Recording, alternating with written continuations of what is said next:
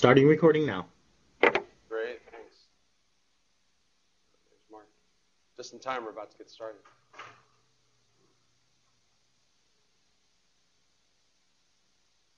Yeah, we're good to go. Hello, and thank you everyone for joining us today in another fun chat with Chris.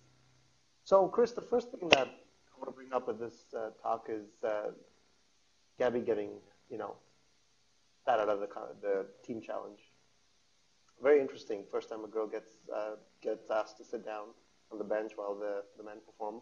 What was sort of the conversation that was going on after this whole thing when you guys actually realized this was the first time a girl was asked to sit down? Yeah, it was really exciting for that to happen, and we weren't quite sure if the blue team was going to sit Gabby or not. I think when we were going through practice, as we saw, Gabby was having some trouble with the double action part of that pistol, and the blue team had no idea, that she was having some difficulties there. In single action, though, she was fine. I mean, she was dead on accurate. So we were ready for them to sit Gabby. We had also kind of thought that they might sit Chia again. They might sit Kyle. Because he's a pistol guy, or they also might sit Gary because he's a historical weapons guy. So that was sort of our guess. Like we really didn't expect them to sit me out. It just didn't come up in conversation. But yeah, when Gabby got sat out, it was really really neat to be on a season where we have really good female shooters, and in one particular, right, Gabby has, as we saw in the previews for next week, right, she's made it, along with the rest of us, made it to the individual green shirt portion of the competition. So very exciting, and it was, for Gabby, it was sort of a mixed, I think she had some mixed emotions about getting sat out, because on one hand, nobody wants to get sat out on a challenge, like, right, Chi knows this very well, where he's been sat out of a number of challenges. So, you don't want to be sat out. But on the other hand, she got sat out because she was considered a threat to the blue team. So, very exciting. So you came into this competition as an underdog, and ever since, you've actually done pretty well. Mm. Why are they not sitting you out? Yeah, that's a good question. At this point, there's still like so many people in the competition. I mean, we're at this point we were, we had 9. Well, I'm trying to think here. 9. Yeah, 9 people. Right. Yep. So we have 9 people, right? So the field is cut in half at least, right? We started with 18, and now we have 9. And there's just a lot going on, both during the practices and the competition, and also just living in the house and just trying to stay sane and stay focused on what each of us as individuals needed to do, and both as a team. So I mean, I think a lot of the other competitors still considered me sort of an X factor, like I've talked about in previous Q&A sessions, and that's sort of the way that I think at the time that I preferred it. Like I didn't necessarily want to be attracting a lot of attention to myself. I just sort of wanted to shoot and shoot well, and just sort of let my shooting do the talking for me. So this is a gun that most of you haven't ever shot before. Mm-hmm. How much time did you have with it? Tell us about the gun. Tell us about the practice rounds. How much time you spent on the gun before you went for a team challenge? Yeah, so the Webley is a super cool gun. I never even heard of it before. And having Ian Harrison, who's the season 1 winner of Top Shot, be our expert, was a lot of fun. The way that the practice session was structured was, I think we had something like 10 minutes per person. So we had about 50 minutes, and the blue team had about 40 minutes, right, give or take. And we had a fixed amount of ammunition also. I don't remember exactly how much we had, but it was a fixed amount. So practices, they leave it to us to structure how we want to go about practice. So everything from the shooting order to how long people, are up there shooting. So if there's a particularly weaker shooter, right, we could give that person more ammo, more time, if necessary. So, in this case, we had Gary go up first, since he's a historical firearms guy, and I think he might have shot the Webley before. And then we were relying on Gary to, kind of give us some information about the gun and how it was shooting and everything, and then the rest of us could adjust. Now, Gabby had a little bit of a challenge with the double action shot. Were you guys worried? Was she worried about what the actual challenge might bring up and how she would deal with that sort of hiccup? Yeah, and at the time, that was probably our team's biggest concern, was if the challenge required us to use double action at all, that it, honestly, like we didn't know what to do, with Gabby, and just honestly, I think we just lucked out. I don't remember having any sort of contingency plan where if we all had to go double action, I don't know what we would have done. Maybe we could have had her use, I don't know, maybe almost a combination of maybe both fingers, or try something like that. But yeah, fortunately, that wasn't part of the challenge requirements, and two, the balloon team sat Gabby out, so that was obviously lucky for us. Well, had they known she'd struggled, they would have probably had her participate in the challenge. Yeah. Wait. Sorry. If the blue team had known that she was struggling a little bit, they would have had her participate, right? Yeah. It would have been interesting because if the blue team had seen her struggling, they have to choose. If I remember correctly, the blue team has to choose who they sit out before they hear like what the rules are. Mm-hmm. Actually, I might be wrong about that, but right, if they don't know the rules, then they might sit Gabby out. And that would have been interesting. Or sorry, they may have not sat Gabby out, right, and had her, compete. But if Gabby did compete, right, because we didn't have to use double action, I'm super confident that she would have done really well. So it worked out well for us in the end. Now, did you guys guess the challenge right? Because it seems like the practice is very similar to the real challenge, and the targets of the practice were fairly small, as were the targets of the after challenge. Did you guys have a nice chat about it and decide what the challenge is going to be? Yeah, as before every challenge, right, we play the guessing game, right, what do we think the challenge is going to be like? And I don't think any of us had, correctly guessed that it was going to be jars, let alone, right, the jar rack or a moving jar rack. So I think at that point we were just sort of leaving it to fate, and right, we'll just sort of see what comes up when we show up that morning. So take us to the challenge. This is the first time you've actually missed a shot in a few episodes. Sure. Hitting a moving target with a pistol is hard, especially with the Webley. It's a slower moving bullet, and so it's you have to adjust, and you basically some of us had to lead a lot more than others. But yeah, those racks moving was definitely a challenge, and thankfully we could shoot in single action, because that just made it a lot easier, at least for me personally. As we saw Chi, at the very end, like he actually took a few shots in double action, which was a lot of fun.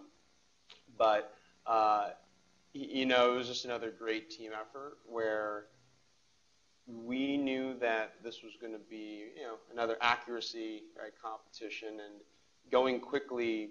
Yeah, we need to move quickly, but the hits are more important than speed.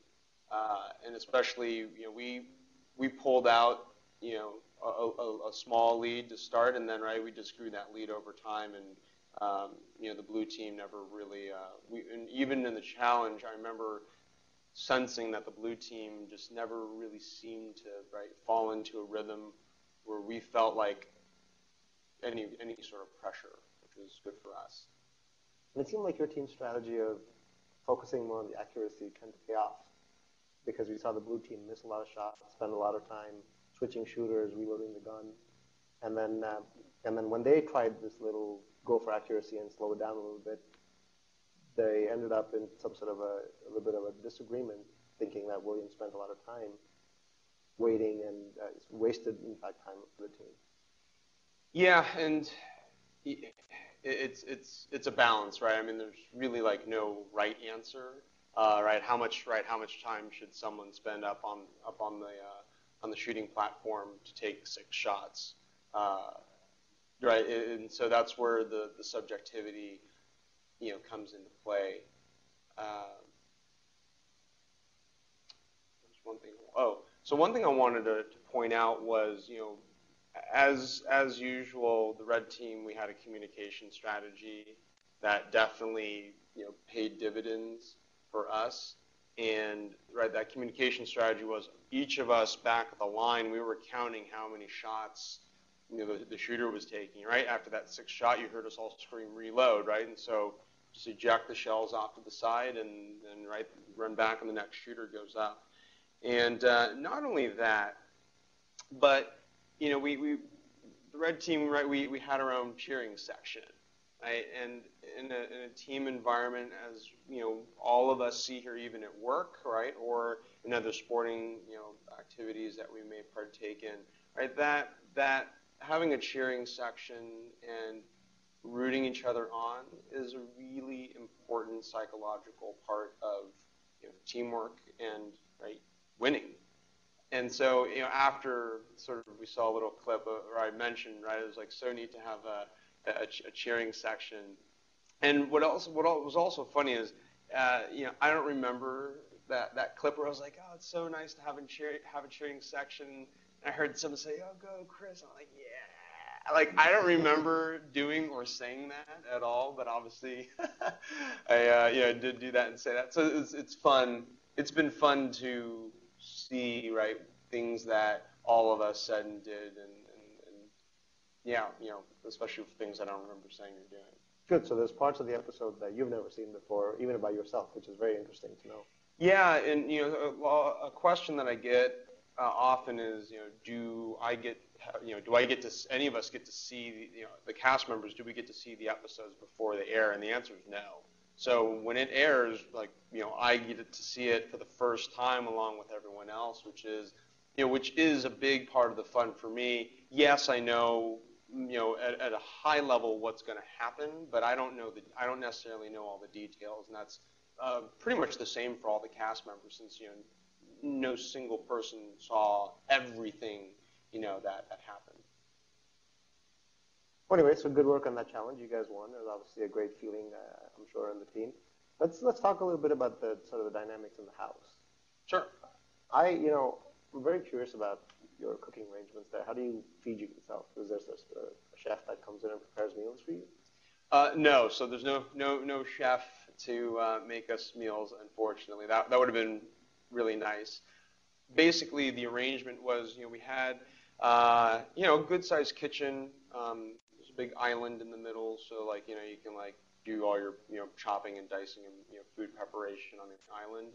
And the production team was so good about getting us food that we wanted. So there was a grocery list that was a blank piece of paper, on the counter. We could write down things that we wanted to eat, and they would run off to Costco. I mean, they were bringing us ribeye steaks, pork chops, whole chickens, fresh vegetables and fruits, and milk and soda, and there were a bunch of energy drink addicts in the house too, so we were getting that. And it was a really neat experience to we cooked. I mean, it wasn't just each individuals cooking for themselves. It was not just a team effort. Well, sometimes, depending on the day, it would sometimes be a team effort, or sometimes it would be just the whole house would cook. So, for instance, when the blue team, when they went off for their elimination challenge in the afternoon, right, the red team were sitting back at the house. Well, we have a day off. We were just totally just hang out and just relax. So the blue team, right, they're out. I mean, it's hot, right? You come home you're sweaty, you're tired.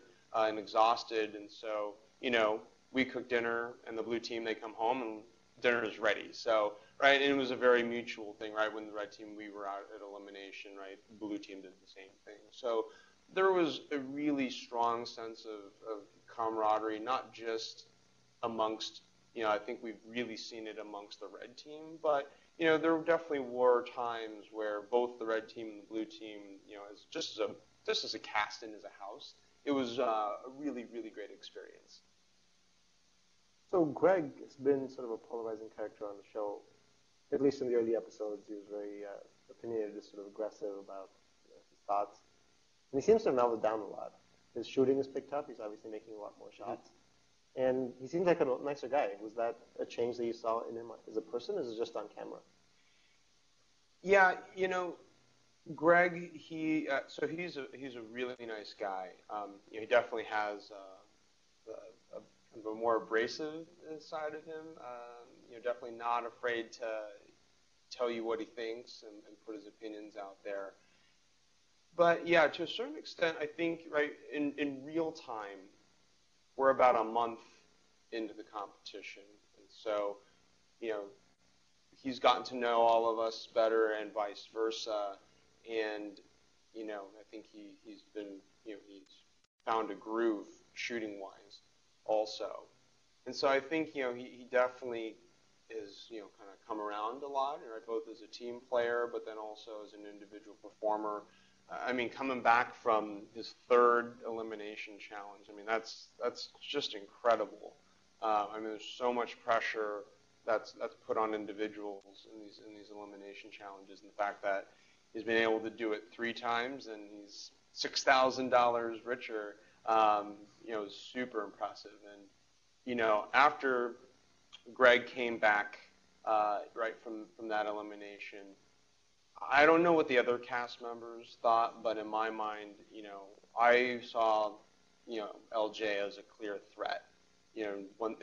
And we didn't know that we were moving into the individual stage at this point, right? So Little John comes back, and we're like, all right, like, let's get ready for the next team challenge, right? Yeah, the blue team may be down to 3 people, but, right, we've got 5, maybe, right? They'll just sit 2 of us, and it'll be a 3-on-3, team challenge. So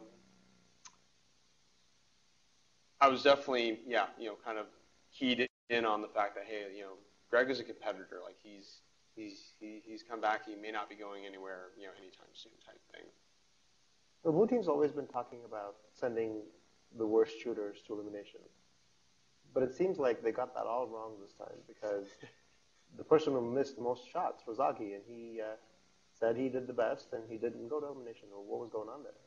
Yeah, I mean, to clarify, Augie didn't say he did the best. He just said, I don't remember how many shots I took or how many hits I got.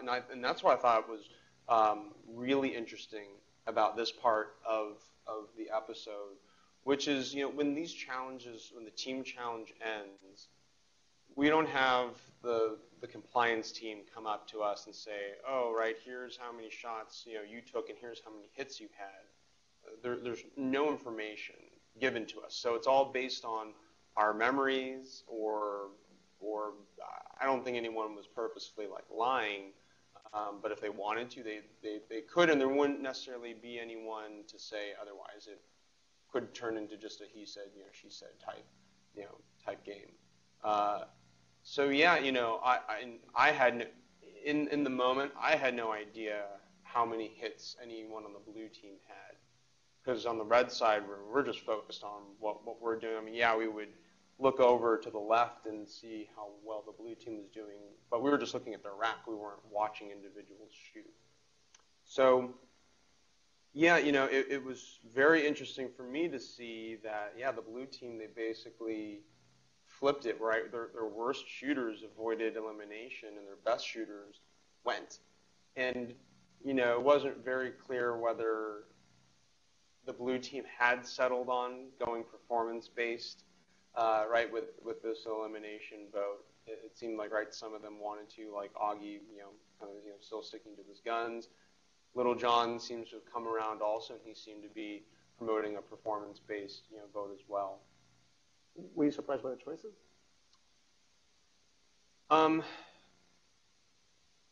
We weren't. I wasn't surprised about Little John, um, just because I don't know. There was just sort of an overriding assumption that Little John is probably going to do poorly in a team challenge.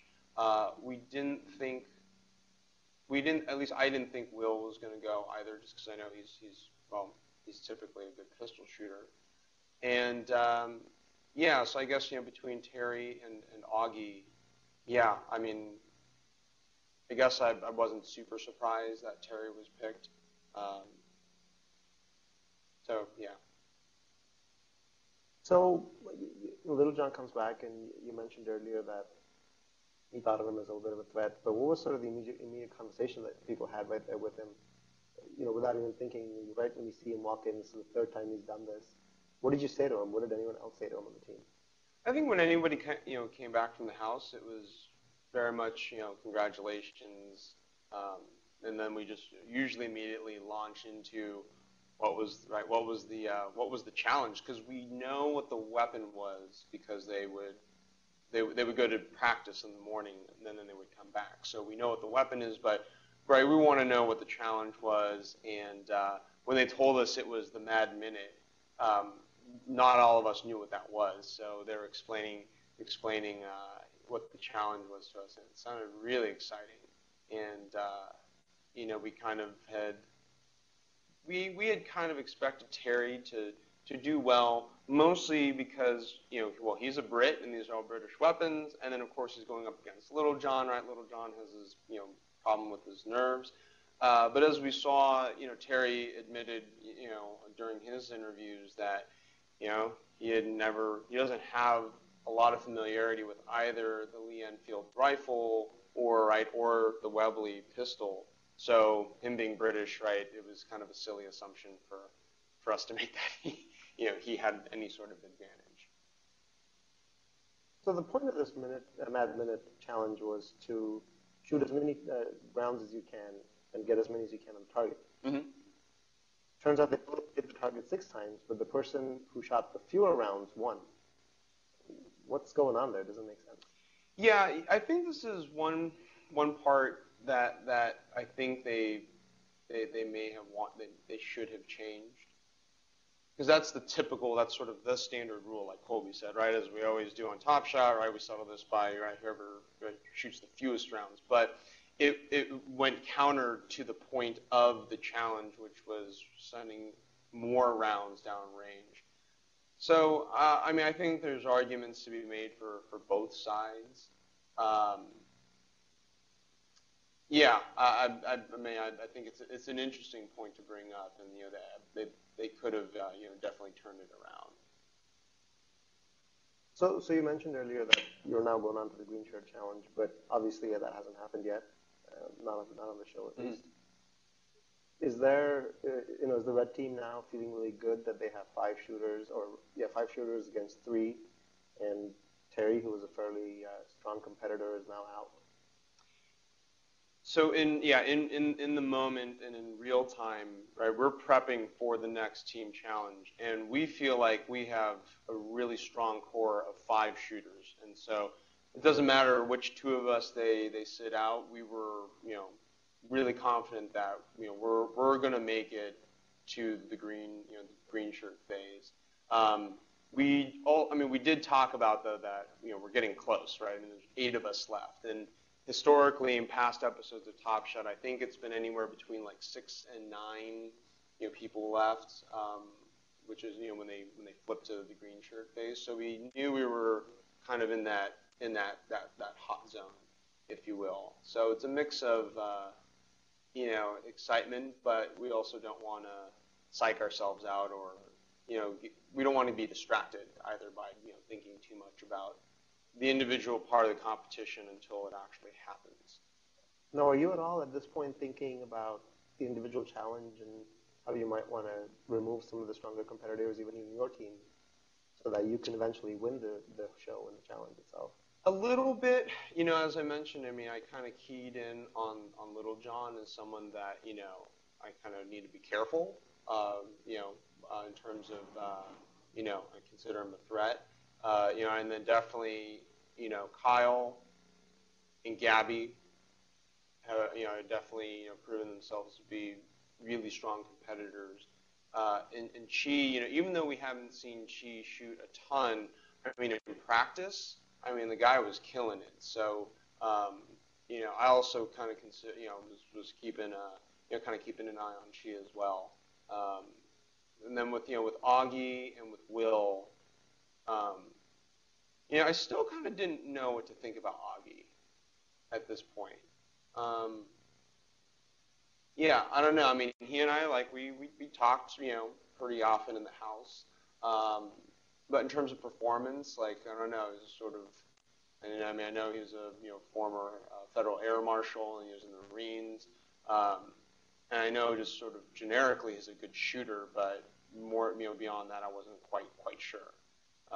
And of course, Will, Will for, even with his sort of attitude issues, at the end of the day, it's not top friend, right? It's top shot, and he can shoot, right? And that's all that really matters in the end. So if you watch Williams' Top Shot audition video on YouTube, you'll see some pretty impressive stuff. I mean, shooting upside down and sideways and all sorts of crazy cool things. So he's definitely someone to keep an eye on.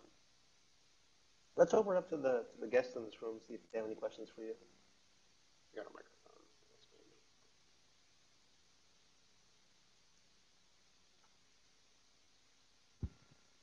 Hey, thank you, and congratulations on getting to the green shirt phase. Thank you.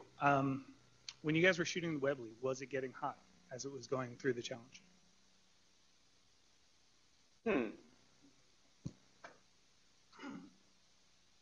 Yeah, I don't remember it getting too hot, which was, I think, odd, right? Like, looking back in retrospect. And I don't remember any of us wearing gloves, while we were handling the weapon either.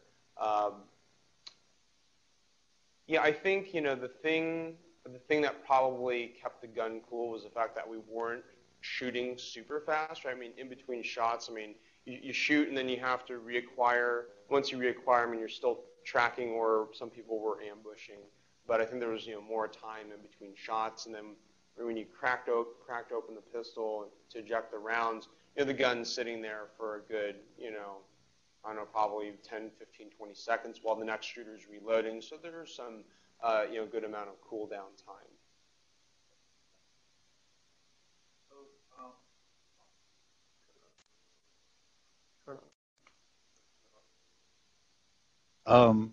Wow, okay.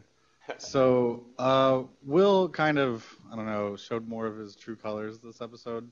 Was there any, like, more tension in the house with him that you could sense at all? Like, not just with, like, I mean, I guess with the blue team, but, like, with anybody else? Like, was his cockiness kind of spilling over at all?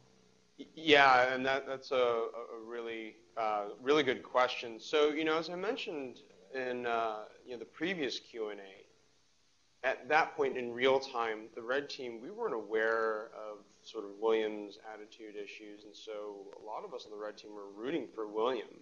However, at this phase, we were definitely very aware of, the specifics around, what the blue team's concerns were and why they were getting upset with him. And I think there might have been a moment or two where we actually kind of saw it, sort of in the house when we were just socializing, and like things William would say, and then also, in any kind of group situation, right, you've got the dynamics going on, and so William was sort of always kind of off by himself, either just, I don't know, throwing rocks or just, right, I mean, we're all just sort of doing things like that to kind of, keep ourselves occupied, right? Or then, the red team, right? We would all be hanging out together, or I'd be hanging out with Little John or with Augie. But always William just sort of didn't quite seem to have kind of a click, if you will, neither within the blue team or on the red team at this point, since we sort of saw him as, someone that we don't necessarily want to like align ourselves with, I guess.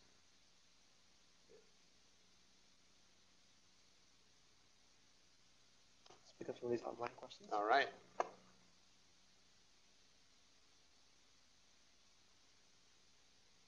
So this week seemed kind of a less intense team challenge.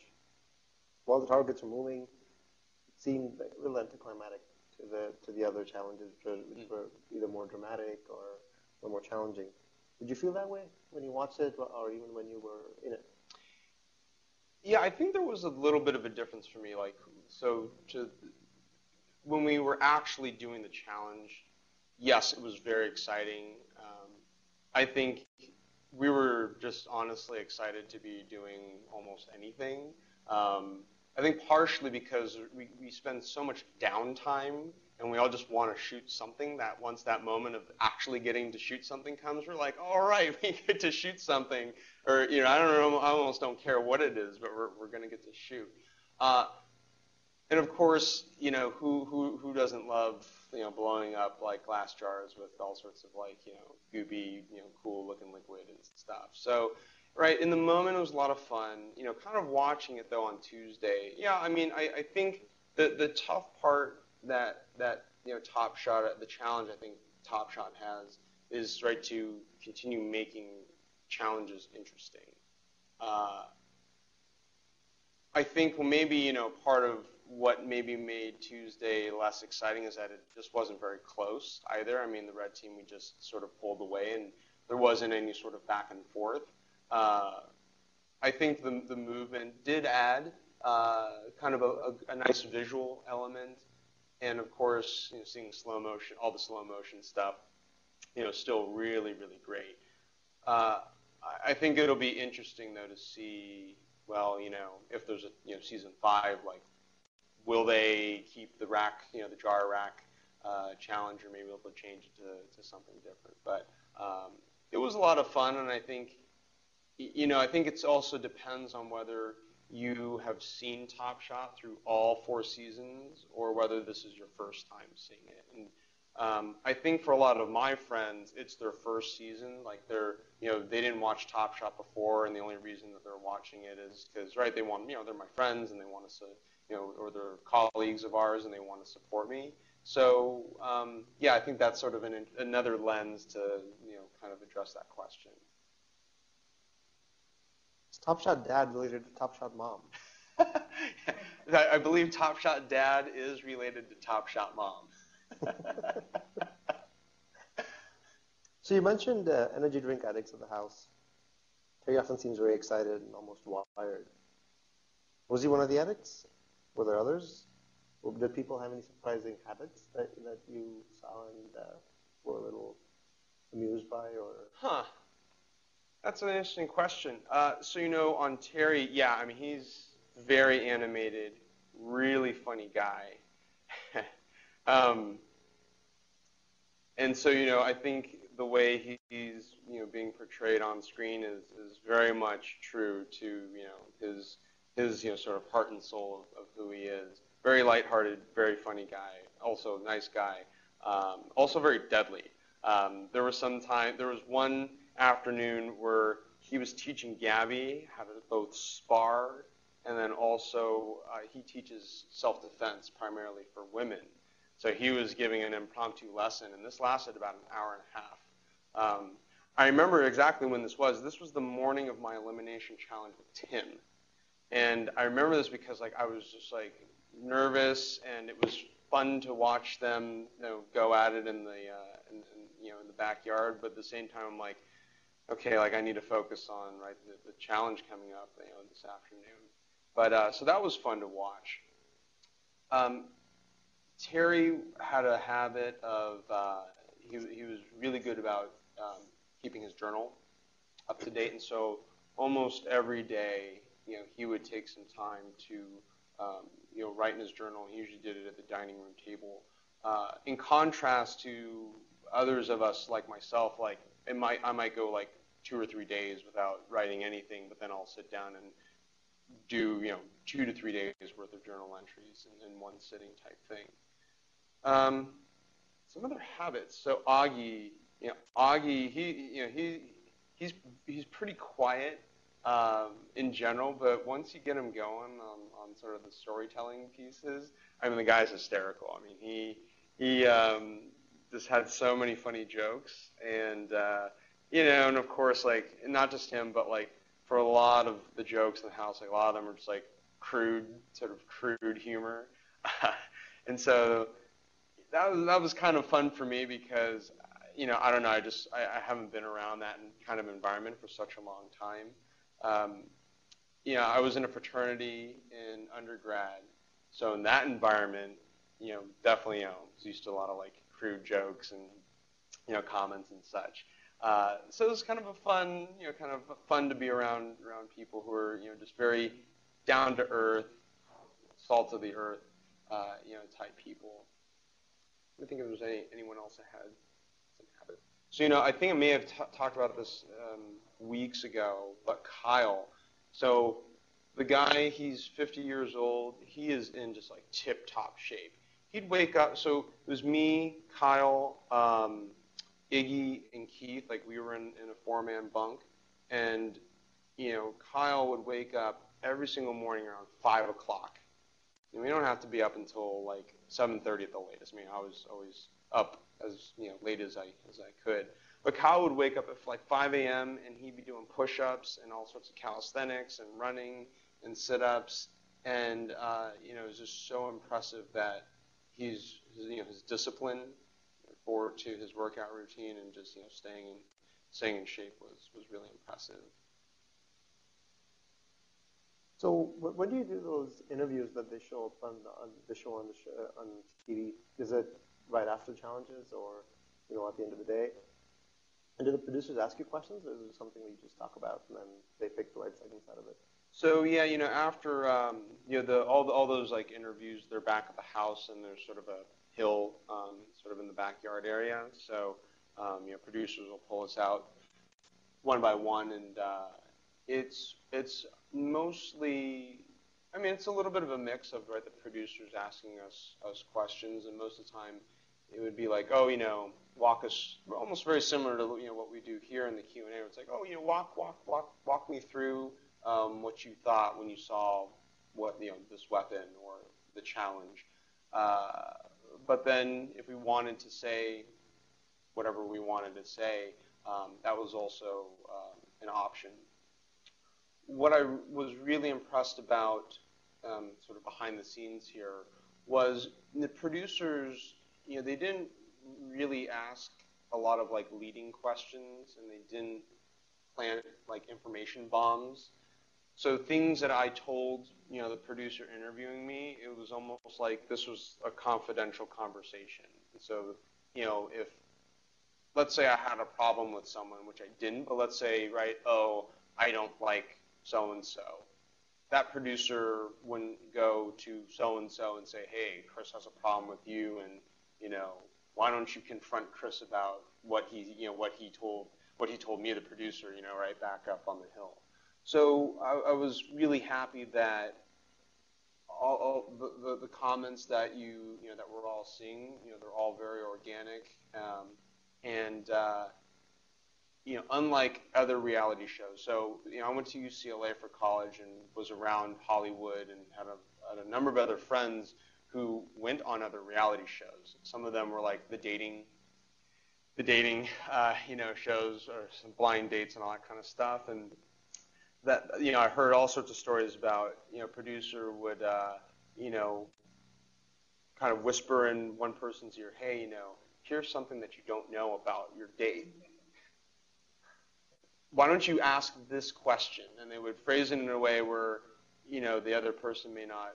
They don't know that the other person knows about that thing, but so there was a lot of manipulation that was going on. But I was really happy that during my time on Top Shot, I never experienced that. I never heard other competitors mention that. A producer's trying to manipulate me to say something I don't want to say, or say something that's not true, or we didn't feel like we were getting ambushed or anything. So that was a really good part, a real positive part of the experience for I think most of us.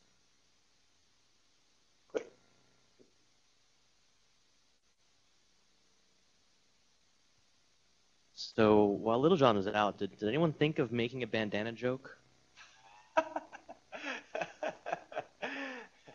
And the red team, we had talked about doing some kind of bandana prank, but this was many days or weeks ago, and sort of by the time we got to the next team challenge, we had sort of just dropped it.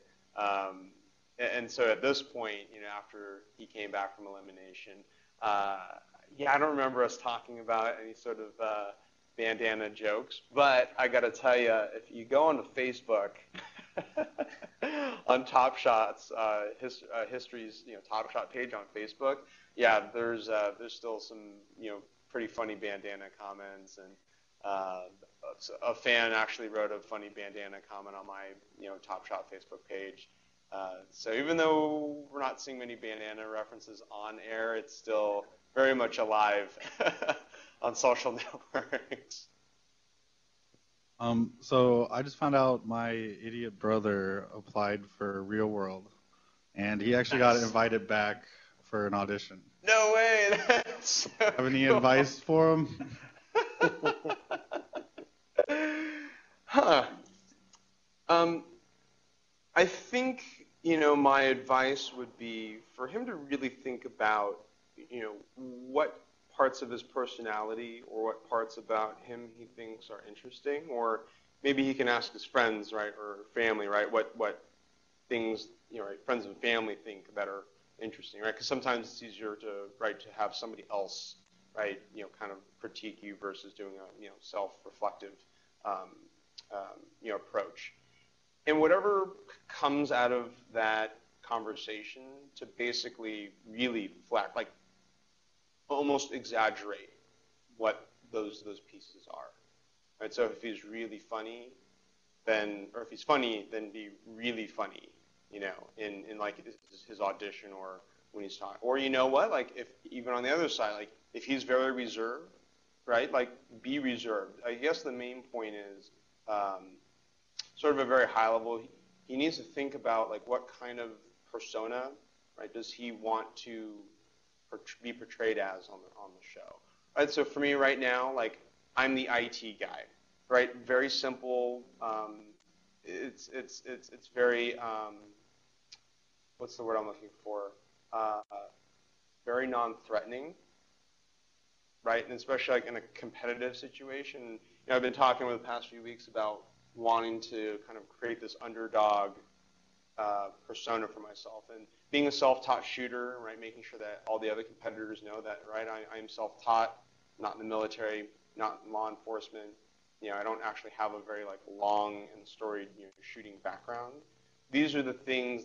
That was the narrative that I wanted to tell, not just the competitors, but that's what I wanted on screen, and that was part of my audition. Also, of course, in the audition as well, I wanted it to be known that, hey, I can shoot. So thankfully, right, there was a competition part of the audition. So that's where I didn't need to say anything, right? Just shut up and shoot, which is good. So hopefully that helps. If your brother wants to talk to me more offline or ask more questions here, I'm happy to help him out to the best of my ability. So. Good luck, Jim. What season is the Real World or what location? Any idea? It's so funny.